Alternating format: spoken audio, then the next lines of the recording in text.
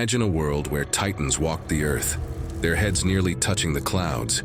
These weren't just tall tales, but the legendary Nephilim, half-angel, half-human hybrids that once dominated our planet. They were giants among men, their power unmatched and their legacy legendary. But why did these mighty beings vanish from the face of the earth? How could creatures of such immense strength fall? The answer lies in a twist of fate that turned their greatest power into their ultimate downfall. This is the story of the Nephilim, and how their world came crashing down, literally. To understand the fall of the Nephilim, we first need to explore their origins. But where did these giants come from? How did they emerge in a world populated by ordinary humans? First, let's talk about where these giants came from. The word Nephilim comes from an old book called Genesis. But what does it mean? Some say it means giants. Others think it means fallen ones. Why is it so confusing? The answer lies in the complex history surrounding these beings. According to some ancient texts, the Nephilim were the offspring of the sons of God and the daughters of men. But what does this description mean? Many scholars interpret this as a union between angels and humans. Some old texts say they were born when sons of God had kids with daughters of men. What does that mean?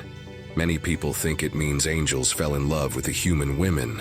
Their kids were the Nephilim, half angel, half human. Imagine it, celestial beings drawn to the beauty of mortal women, descending from the heavens and falling in love with humanity. The result? A race of superhuman hybrids, inheriting the divine strength from their angelic fathers and the earthly form of their human mothers. But why would angels do this? And how did it change the world? To understand, we need to think about what angels are supposed to be like. They're usually seen as perfect beings who follow God's rules. So, angels falling in love with humans was a big deal. It was breaking the rules in a major way. The kids from these unions were special. They weren't just tall, they were giants in every way. They were stronger than any human. They were smarter too, and they lived for hundreds of years. Can you imagine being a regular human living next to someone like that? With such power at their fingertips, how did the Nephilim interact with the world around them? And more importantly, how did humans respond to these godlike beings? As these hybrid children grew, it became clear they were unlike anything the world has seen before. They were huge, but it wasn't just their size that was special. They were super strong, smart, and lived for hundreds of years. Some ancient texts paint a picture of the Nephilim as mighty warriors and great leaders. They were seen as heroes, their feats of strength and courage making them a legend. At first, many people were amazed. Some thought the Nephilim were heroes. Those texts told stories about how brave and strong they were. In some cultures, they were even worshipped as demigods. Imagine living in a world where these giant beings walked among you. They could lift boulders with ease, run faster than any animal, and solve complex problems in the blink of an eye. Some Nephilim used their strength to build incredible structures, massive stone buildings that seemed to touch the sky. Others became great hunters, able to take down the largest and most dangerous animals with their bare hands. Their long lives meant they could accumulate knowledge over centuries. Some became wise teachers, passing on their knowledge to humans. They taught about the stars, how to build better tools, and ways to grow more food. But having so much power can be dangerous. What if the Nephilim started to think they were better than everyone else? As time passed, some accounts suggest that many Nephilim began to abuse their power. They dominated human societies, demanding tribute and worship. They ate tons of food. Some stories even say they ate people. Can you imagine how scary that would be? It was like living in a world run by bullies who were way bigger and stronger than you. No one could stand up to the Nephilim. No one could stop them from doing whatever they wanted. The Nephilim's actions began to change the world in big ways. Forests were cut down to feed their huge appetites. Animals were hunted to extinction. Some Nephilim fought each other, causing destruction wherever they went. Their battles shook the earth and changed the shape of the land. Humans found themselves caught in the middle. Some tried to please the Nephilim, hoping for protection or favors. Others lived in fear, never knowing when a giant might decide to stomp through their village or take their food. It had become a place of extremes.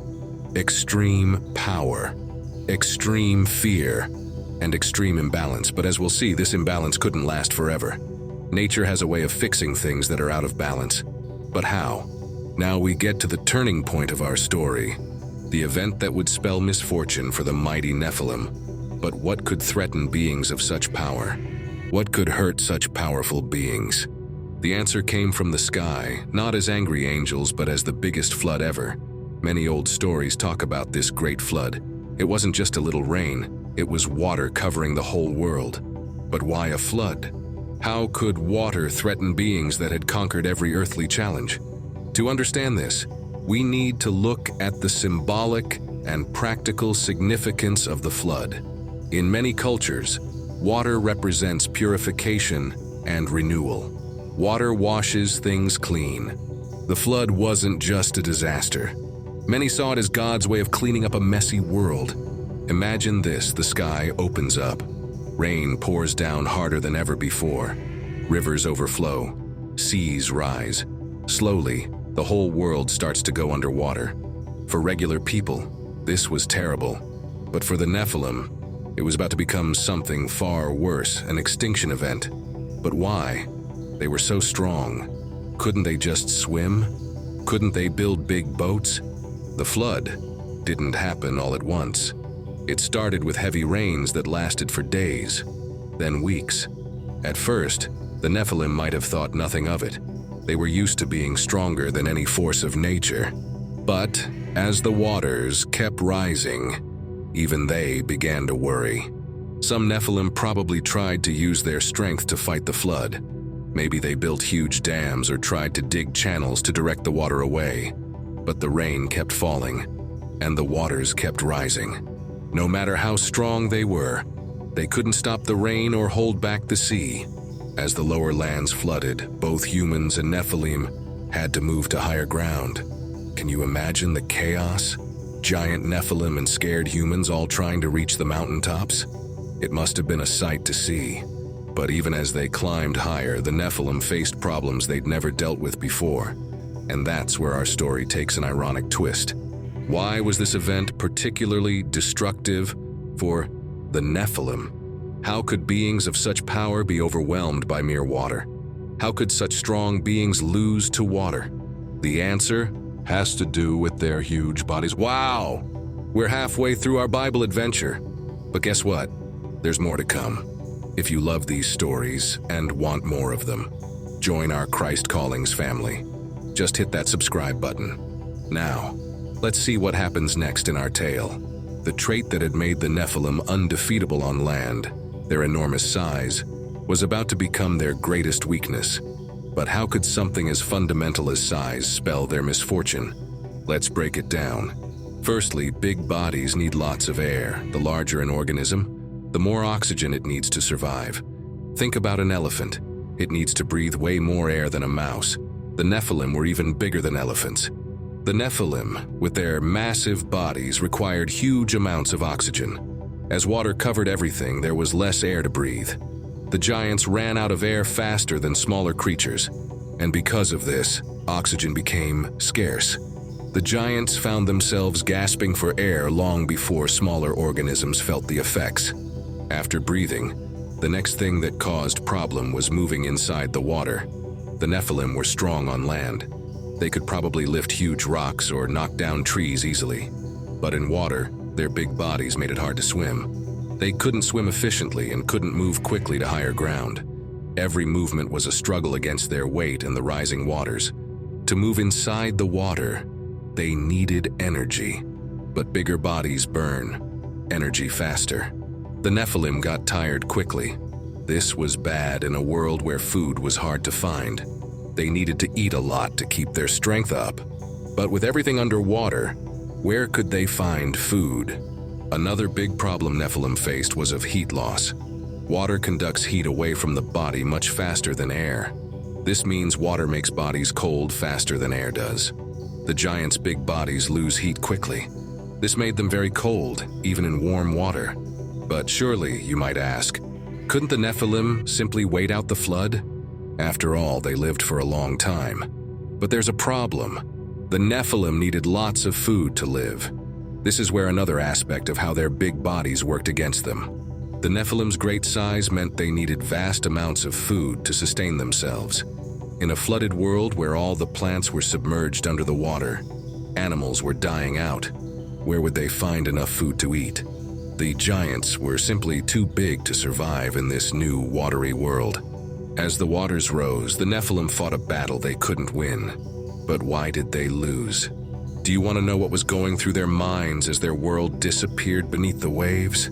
How did these once invincible beings face their impending doom? Their final moments tell a tale of desperation and the ultimate force nature itself. As the waters continued to rise, the true horror of the Nephilim situation became clear. These beings, once seen as almost godlike, found themselves fighting a battle they couldn't win. Their strength, their size, their supernatural heritage, none of it mattered against the power of nature. Imagine the scene. The last of the Nephilim gathered on the highest peaks, watching as the waters keep rising.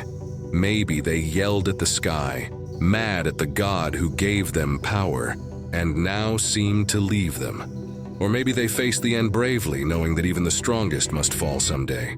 Some might have tried to survive, using their great strength to cling to floating things, or swim for as long as their bodies allowed.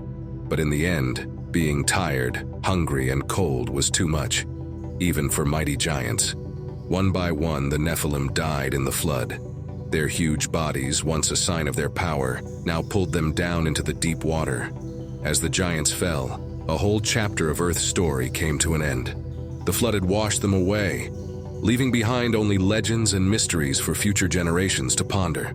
The Nephilim story still grabs our attention, but do you know why? It's because it shows the lasting power of myths. Their tale shows that having power means you need to be careful how you use it. It's like the saying, with great power comes great responsibility. The Nephilim had great power, but they didn't use it responsibly. And in the end, that's what brought them down. If you thought the fall of the Nephilim was tragic, wait until you hear about the fates of Jesus' closest followers. The Nephilim's downfall came from a flood, but what brought about the end for the 12 apostles? How did these ordinary men, chosen by Jesus, meet such extraordinary ends? Click on this video to watch the sad endings of Jesus' 12 apostles.